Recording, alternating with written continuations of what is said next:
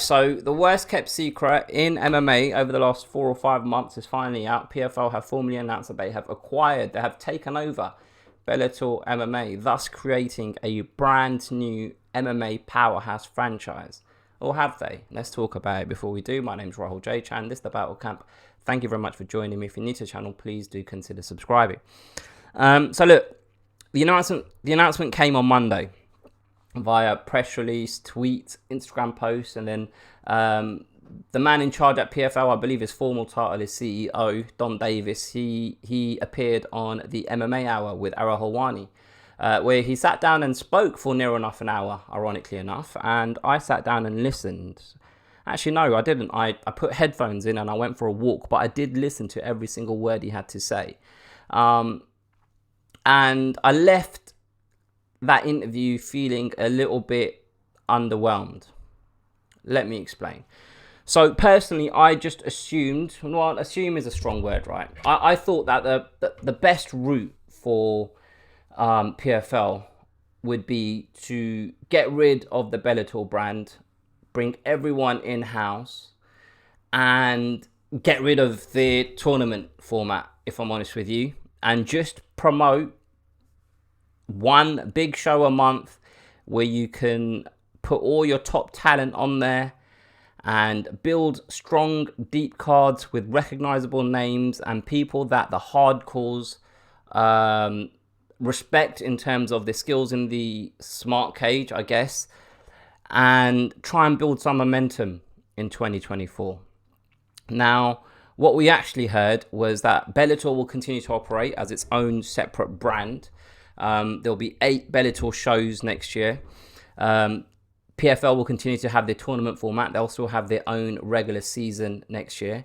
And there will also be 2 PFL pay-per-views next year as well. And those, I suppose, are the shows that are being created for the likes of Francis Ngannou and Jake Paul. And to be quite frank, I don't really know who else. I don't know who else is a pay-per-view level talent that PFL already have, right? One of the good things that he said is just because PFL and Bellator will continue to exist as separate brands, the fighters aren't aligned to a specific brand. They'll get to choose whether they want to be part of the tournament format with PFL or whether they want to have standalone fights and fight on the Bellator cards or be a part of those pay-per-view events, obviously if they're a big enough name or in a valuable enough fight, right? And I'm like, I understand that there might be certain reasons, restrictions, stopping everything coming in-house and just unifying both brands together. There might be existing contracts with fighters at Bellator that won't allow them to do that. So they might need 2024 to do that bit of housekeeping and make sure that they can align everything without any issues with obligations that Bellator have already committed to, right? The other thing that Don Davis said is it allows them to kind of diversify when it comes to selling ads and sponsorship and marketing and generating revenues with 2 separate brands rather than having everything just as one individual brand, right? I can understand that. And if they're trying to maximize their revenues and they feel like this is the best way to do it, fair play to them. I can't moan about that, right? Where I'm struggling as a fan, I'd classify myself as a hardcore fan of the sport. I sit around talking about it to myself in the office and record it and put it on YouTube. Do you know what I mean? And a handful of people watch. So I'd consider myself hardcore enough to have some insight into where I think things might be going wrong, right? Now, PFL are having, I believe it's this weekend. I really should have checked before I started recording this, but I believe it's this Thursday, Friday, Thanksgiving. PFL are having their season finale for their regular tournament for 2023. And this is where, you know, all of these $1 million checks are handed out to the winners of each of the tournaments for each of the weight categories. And I didn't know that it was happening up until I listened to that interview that Don Davis had with Ariel Helwani. I didn't even know, let me rephrase that. I didn't even know where I should go if I ever wanted to watch a live PFL event in the UK in terms of who broadcasts it. Because last I checked, or last I knew, Channel 4 had the rights for it. But it's DAZN. I didn't know that. I didn't know that DAZN were the ones that were broadcasting PFL events. And that's a big deal to me, right? Because that is a fundamental requisite for a fan of a sport if they want to follow. When it comes to Bellator, I've made countless videos on this channel talking about Bellator and the fact that it's a fight organization and it's not a promotion, because these Grand Prix, these 8-man tournaments that they used to just keep churning out, I didn't see the value in them, because either it was a weight category where you're filling numbers, people are stepping up a weight category, or they're just fighters that you just know don't have any chance of winning. They're just making up the numbers. And they used to drag on for like 12 months, 18 months at a time, depending on injuries and dropouts and that sort of thing. And sometimes it would be a fight that was right there in your face, ready to be made. Just put these two guys together. But, oh no, but you know, we've got this Grand Prix. What we do is we get 8 men and then we match them all up. And then at the end, after 18 months, you find out who won and who is the best Bellator fighter in lightweight. Do you know what I mean? And it just felt like, why are you putting these arbitrary restrictions on your ability to promote? And that's practically the same kind of issue that I have with PFL. Like, why am I going to sit around and watch fighters partake in a tournament where I know, all right, well, it doesn't really get serious up until this point. Like, these are just like the groups. I don't even know what the format of the tournament is. I nearly lied to you and try to tell you why I wouldn't watch the early stages of a tournament. But to be fair to you, I don't know a lot of these guys, and these tournaments are happening, and I don't really care for... I don't really value the outcome of the tournament, the winner of the PFL tournament. So I don't really pay attention to it. And while Don Davis was talking, what I was struggling with, he kept saying stuff like, yes, we're a fighter first organization, we're fan centric, we're a fighter first fan centric fight organization. Like, that was the kind of stuff he was coming out with. We are fighter first fan centric fight organization. A lot of F's, but what the F?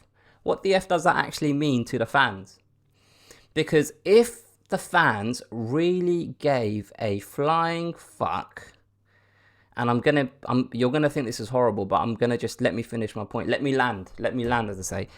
If fans really gave a flying fuck about how MMA fighters were treated, then the UFC wouldn't be as popular as it is today. Let me rephrase that. Let me say that again, not rephrase that. If the fans really gave a fuck about how fighters were treated, then the UFC wouldn't be as popular as it is today. How many fighters that have fought for the UFC or still fight for the UFC have had issues with the UFC, have spoken about how unfairly they've treated? How many stories have we seen in the media about how the power balance between the UFC and its fighters is way lopsided, and the UFC take advantage of all of their fighters and this, that and the other? But as soon as an announcement is made with Fighter A against Fighter B is happening on this date, we're all there. We're all there sat there watching, because we know that we're going to be entertained and we're going to see top level MMA.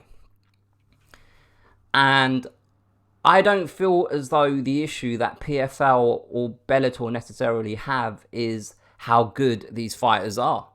I don't really think that their rosters are that bad. I don't think the talent on their roster are as bad as the reach the organizations have. Does that make sense? Like, I feel like the fighters, the quality of the fighters is below the top quality of the UFC, but it's not as far behind as the promotions are in terms of the eyes of the fans. I'm really saying that really badly. I hope you understand what I'm trying to say anyway. And why is that? Why is that? It's because PFL keep giving us these tournaments and Bellator keep giving us these Grand Prix. And it's just an easy way out from actually having to do the hard stuff, which is promote. The fighters fight. The fighters are good at fighting. But you guys have failed, in my opinion, to promote them. Because if you were promoting these fighters half as good as you should have, you would have had me hooked already. I'd be watching these events. I'd be sat there knowing who's fighting who, and I'd be knowing what date it's going to happen, and I'd be either recording it or I'd be up, ready, watching. And I've never done that with PFL. I might have done it with Bellator once or twice. I've been to live Bellator events. And another thing that Don Davis said is, Bellator have a cachet with fans. They have brand loyalty with fans. No, they don't. They don't, because I went to Bellator 200 in London, and it was supposed to be headlined by Crow Cop and Roy Nelson, both over the hill at the time. I can't remember. One of them got injured and the fight got scrapped. But I bought tickets to see Crow Cop. And that fight could have been promoted by Cage Rage, Cage Warriors, any other BAMA back in the day, that other organization, any other organization that put on fights in the UK, and I would have been there, because it's Crow Cop. It's not Bellator. I'm not going there to watch Bellator. I'm going there to watch MVP. I'm going there to watch Gegard Mousasi back in the day. Does that make sense? So I just feel like all of these gimmicks, these tournaments, all of these ideas are ideas that don't appeal to me as a fan.